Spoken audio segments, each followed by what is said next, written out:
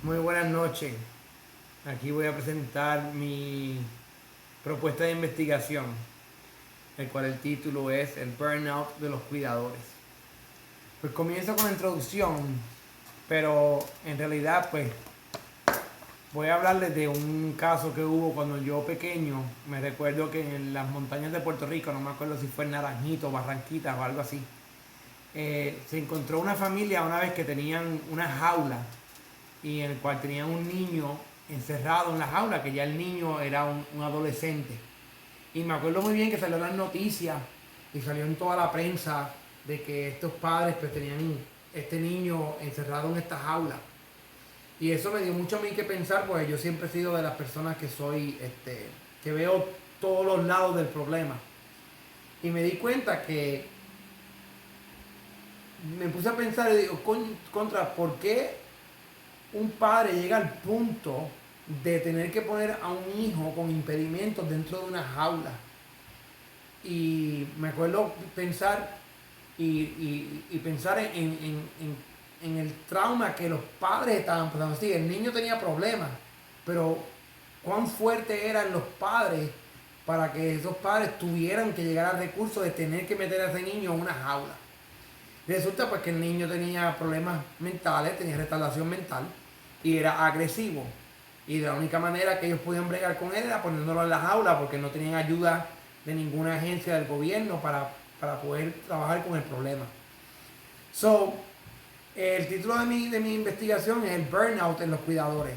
El síndrome del burnout en el cual los cuidadores ellos experimentan un tipo de cansancio, un tipo de agotamiento tan grande en el cual ya se les hace muy difícil hacer labores de cuidador, ya sea con su hijo o con algún pariente. El problema de investigación. Bueno, el problema es ese mismo que la acabo de discutir.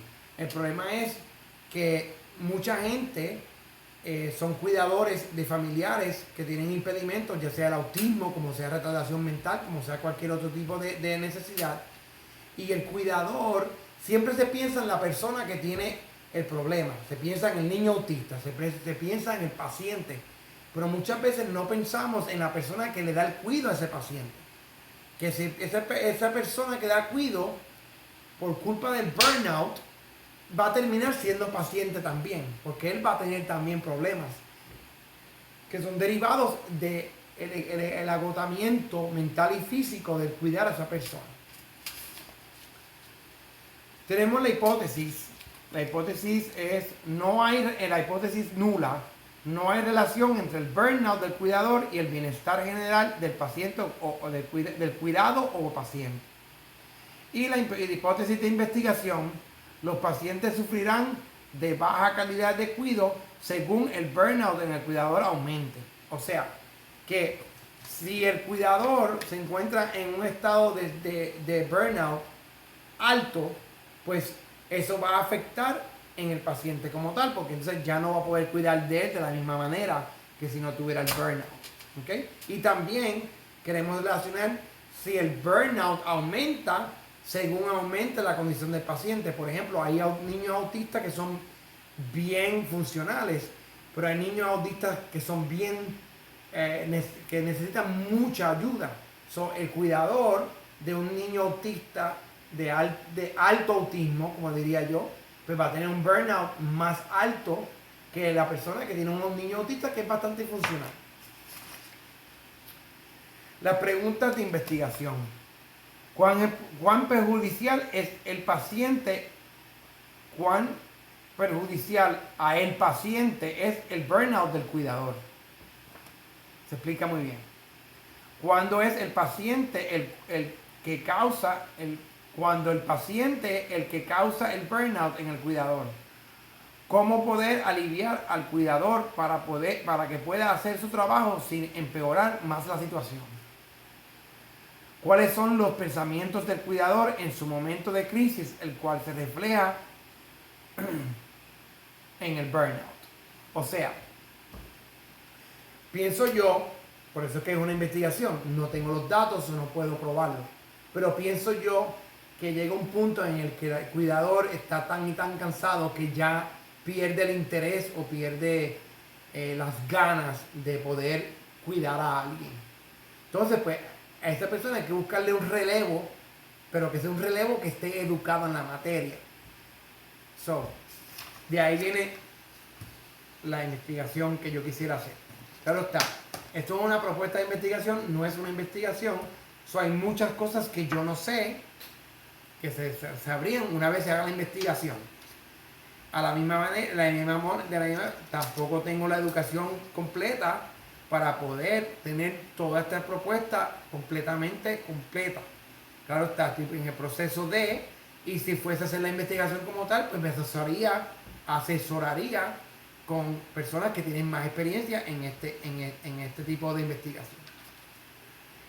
La muestra, pues yo quisiera coger una muestra de 20 cuidadores, 10 cuidadores que sean familiares del paciente, que hagan las funciones de cuidador, y 10 pacientes, 10 cuidadores, perdón, que sean cuidadores profesionales que tienen la educación en hacer ese oficio. Ok, en la organización SER de Puerto Rico se trabaja mucho con el autismo, pero vuelvo y digo, se trabaja mucho con el paciente, con el niño autista, pero no se trabaja mucho con el cuidador. So, el procedimiento que yo quisiera hacer es, se solicitará a la organización SER de Puerto Rico y a la Alianza del Autismo de Puerto Rico, a los cuales se le informará sobre la investigación y el propósito, solicitando ayuda para conseguir los pacientes que formarán la muestra. Cuando digo paciente me refiero a los cuidadores, no al autista o al niño con necesidad, o el adulto con necesidades. Presentando esto para conseguir los pacientes que formarán la muestra, presentando estos procedimientos se buscará la autorización de la Junta de Revisión Institucional de la Universidad Interamericana de Puerto Rico para proceder con la investigación. So, creo que la organización SER de Puerto Rico ya está muy adelante en Puerto Rico en cuanto al tema del autismo, y por eso es que me gustaría pues usarlos a ellos para que me ayuden en mi investigación. Los análisis estadísticos. Bueno,